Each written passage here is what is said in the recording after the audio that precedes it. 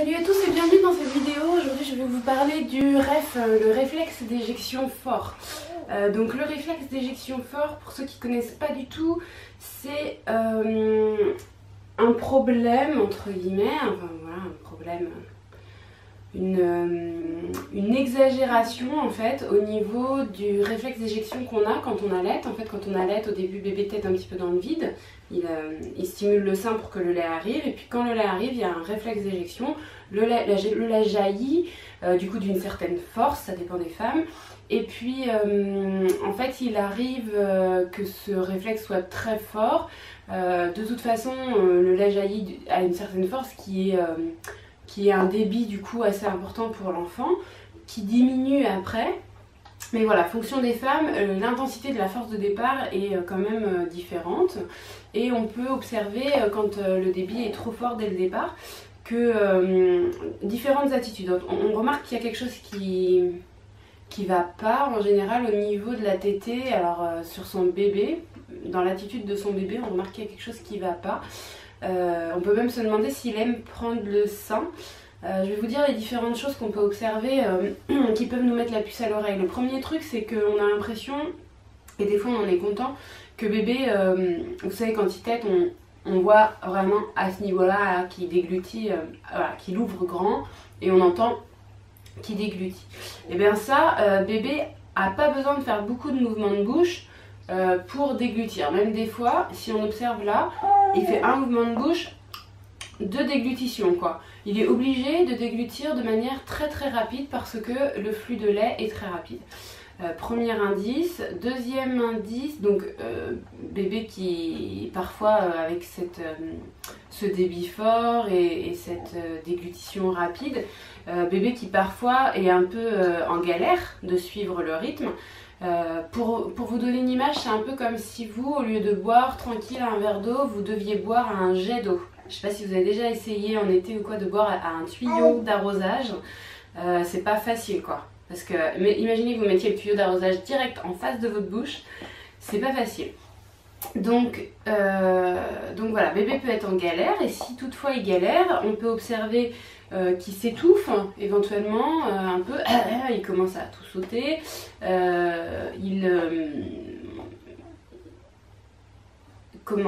je sais, enfin je trouve pas mes mots.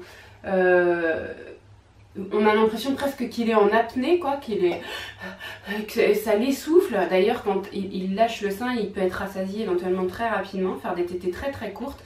Et quand il lâche le sein, on a l'impression que ça lui fait du bien de pouvoir un peu se détendre. Il fait pas la tétée détendue, il l'a fait en mode ultra rapide. Donc, enfin voilà, je pense que vous avez compris le principe. Mais voilà, du coup, on peut observer un bébé qui est un peu fatigué par cette tétée. Il peut aussi, s'il supporte vraiment pas le rythme, s'enlever complètement du sein et puis pleurer. Et là, ça peut désarçonner un peu parce qu'on peut se dire, bah mince, en fait, il a pas faim.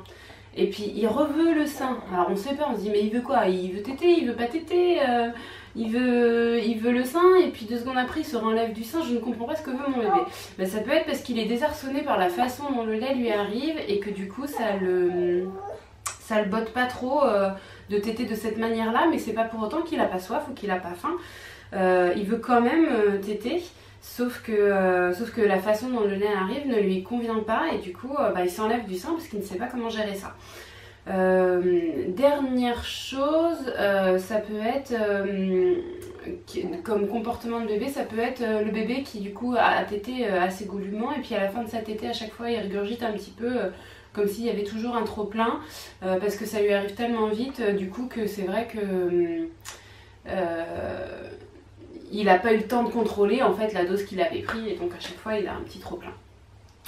Voilà sur bébé ce qu'on peut observer en gros. Je pense que vous avez compris l'idée maintenant de ce que c'est un réflexe d'éjection fort, sachant qu'il y en a forcément un réflexe d'éjection au début de la tétée. Donc du coup on peut éventuellement observer un bébé qui est en difficulté au début, puis après il arrive à contrôler le truc, ça s'apaise, et puis finalement la tétée se termine bien. Ça n'implique pas forcément que les tétées se passent mal, hein. C'est juste voilà, qu'on peut observer les différents petits signes dont j'ai parlé avant. Et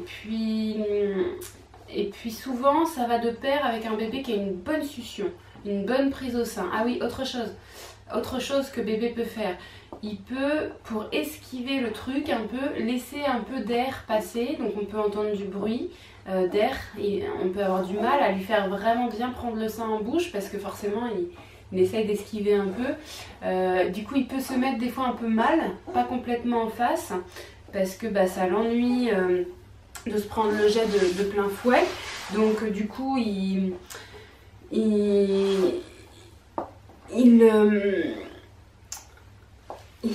excusez-moi 2 secondes. Je le fais changer de côté. Tiens. Voilà. Il se met éventuellement un peu mal au sein et ça c'est embêtant parce que ça peut entraîner des crevasses. Des crevasses ou des douleurs tout simplement au téton si jamais il tire dessus pas bien. Ou alors carrément il y en a qui pincent pour faire diminuer l'afflux. Ils pincent le téton pour arrêter le jet carrément et le refaire démarrer ou alors essayer de le diminuer. Voilà. Après, donc ce qu'on peut faire nous quand on a ça, quand on l'observe, donc je vous disais c'est forcément au début puis ça peut être de nouveau pendant la tétée, fonction des femmes, fonction des tétées, enfin voilà, là je peux pas vous donner une règle mais il y a forcément un réflexe d'éjection au début et il peut y en avoir d'autres pendant les tétées. Vous pouvez l'observer et vous pouvez sentir au moment du réflexe d'éjection que ça picote un petit peu dans le sein, c'est normal. Vous sentez que voilà, c'est en train de jaillir. Et si toutefois il y a certaines femmes, si toutefois quand bébé lâche le sein, vous avez un jet qui part loin, là vous êtes sûr que vous avez un ref, mais c'est pas un impératif, c'est pas une obligation. Voilà. Donc les solutions. Qu'est-ce qu'on peut faire quand on a ça? Alors première chose, en général on essaye d'éviter que le sein soit trop plein. Parce que c'est pas obligatoire quand on a un ref d'avoir un sein plein, mais si on a le sein plein, vous imaginez bien que le débit va être encore plus important. Donc on fait attention à ne pas avoir son sein trop plein. Donc pour ça, on évite les aliments galactogènes. Alors, je les ai notés parce que je les connais pas tous par cœur. Je sais qu'il y a des carottes, du quinoa, des lentilles, le fenouil, le cumin, les amandes, la noix, la salade, le cresson, le fenugrec, tous les laitages. Là, je vous renvoie si vous voulez faire une éviction stricte au niveau des laitages, des protéines de lait de vache notamment. Je vous renvoie à ma vidéo précédente, c'était la dernière. Ma vidéo précédente en parle plus spécifiquement. Voilà, on ne boit pas du coup de tisane d'allaitement. Et on évite la bière sans alcool parce qu'il y a du malt dedans. Voilà, et le malt est un galactogène.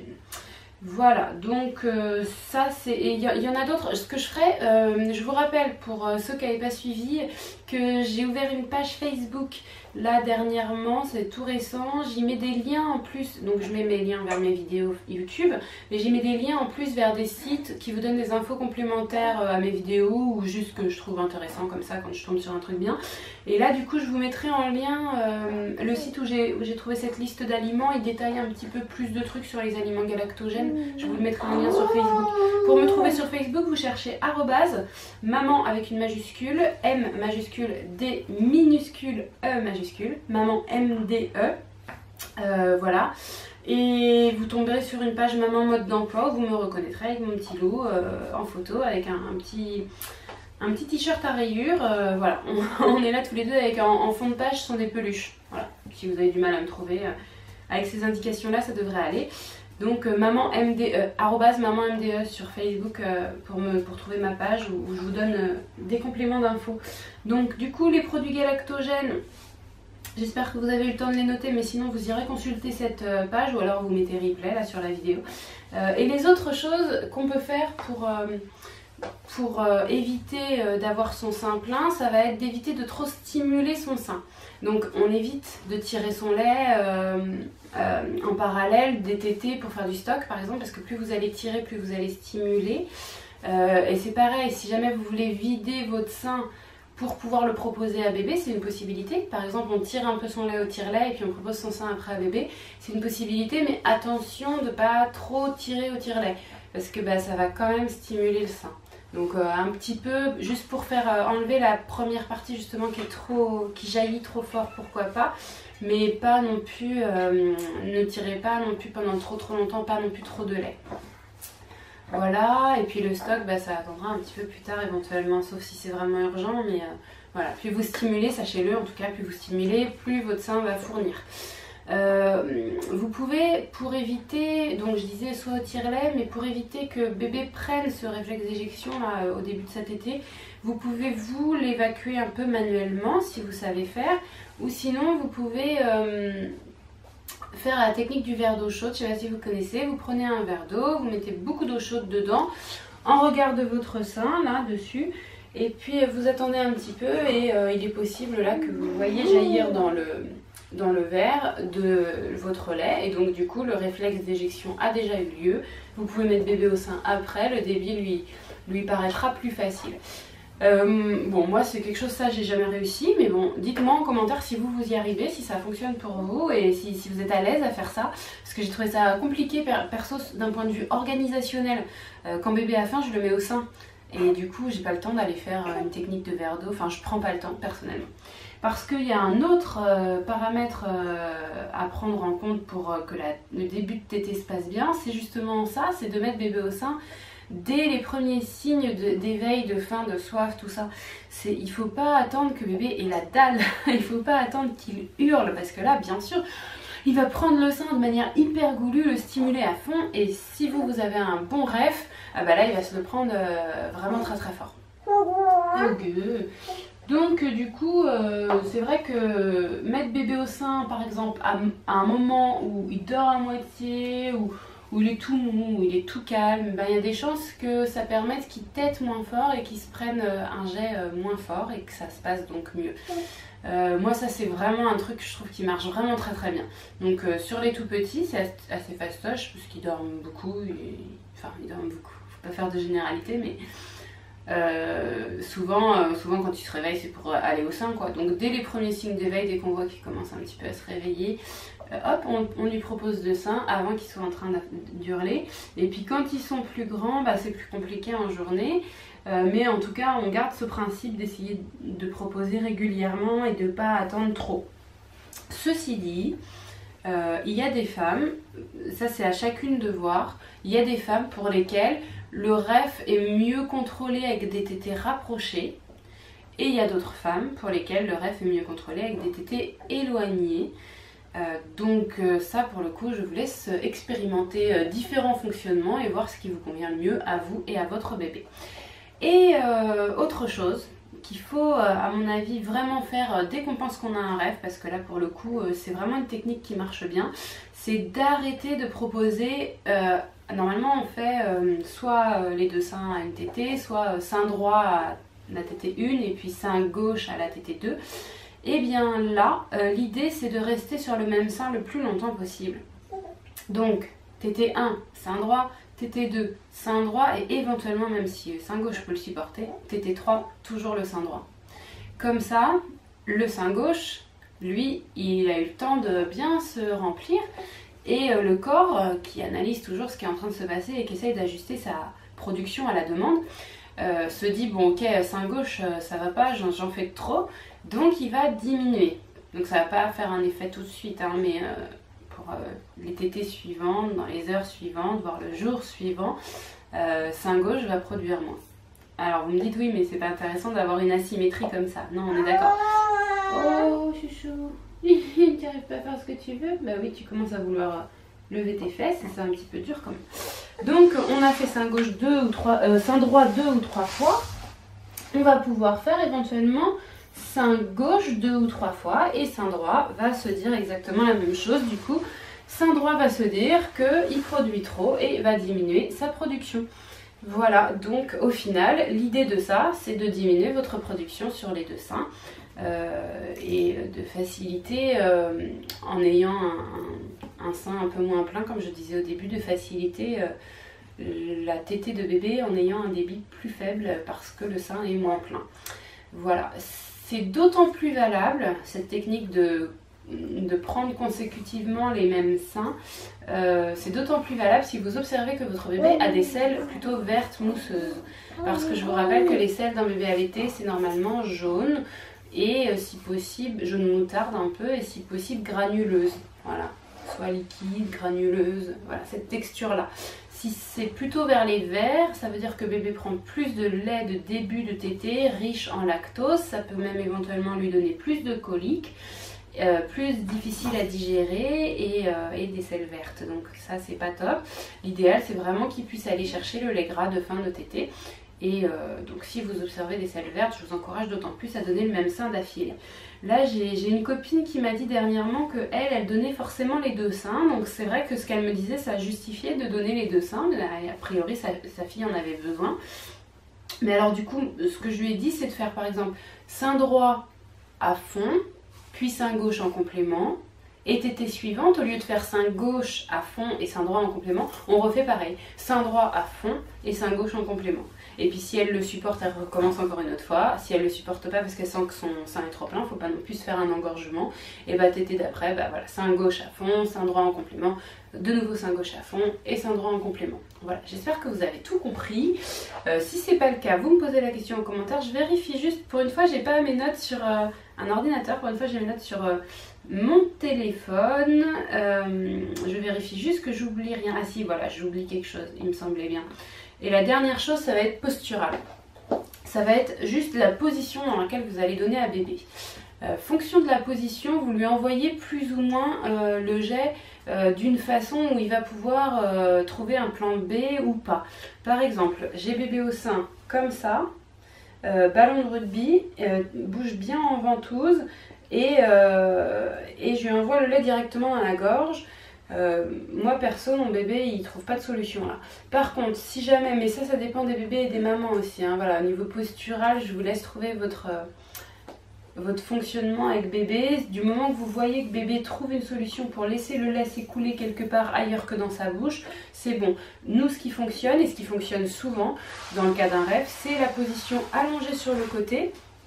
Bon, je vous fais pas non plus la démo, mais on est allongé sur le côté, on a son bébé au sein et bébé sur le côté, il tète et il laisse s'écouler, il laisse s'écouler, il laisse s'écouler tout le surplus en laissant un petit peu d'air là entre sa bouche et la commissure de sa bouche et votre sein. Et du coup, souvent bah, à la fin de la tétée, quand vous vous relevez, vous voyez qu'il y a un petit peu de lait qui a coulé là où vous avez donné le sein. Donc sur le matelas ou quoi, donc vous pensez à protéger, mais ça c'est anecdotique. Mais au moins, du coup, bébé a eu une possibilité de ne pas boire la totalité du lait qui lui était imposé en débit, parce que c'est trop pour lui parfois. Voilà, donc ça c'est le rêve, c'est un truc qui peut apparaître dès le premier enfant et qui a tendance à se majorer au fur et à mesure des allaitements. Donc si vous êtes en train d'allaiter votre deuxième ou votre troisième ou votre quatrième ou votre cinquième enfant, je ne sais pas. Si vous êtes en train d'allaiter un bébé, voilà, pas pour la première fois et que ce truc apparaît maintenant, ne vous dites pas peut-être que je l'avais avant. Oui, peut-être que vous l'aviez avant, mais peut-être aussi que ça apparaît que maintenant.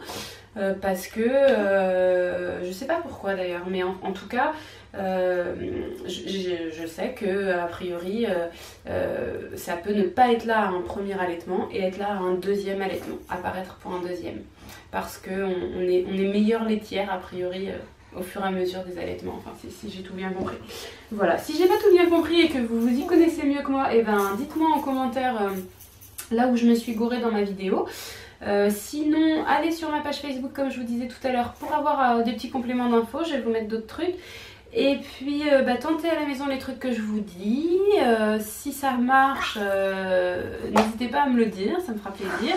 Si vous aimez cette vidéo, si elle vous apprend des choses, vous mettez le petit pouce j'aime. Si vous n'êtes pas encore abonné, bien sûr, vous le faites parce que comme ça vous ne louperez rien de la suite. Et puis, qu'est-ce que je voulais vous dire? Non, je voulais vous donner le programme, mais il est encore assez incertain. Donc ça sera la surprise. Mais je vous dis de toute façon à très vite pour de nouvelles vidéos.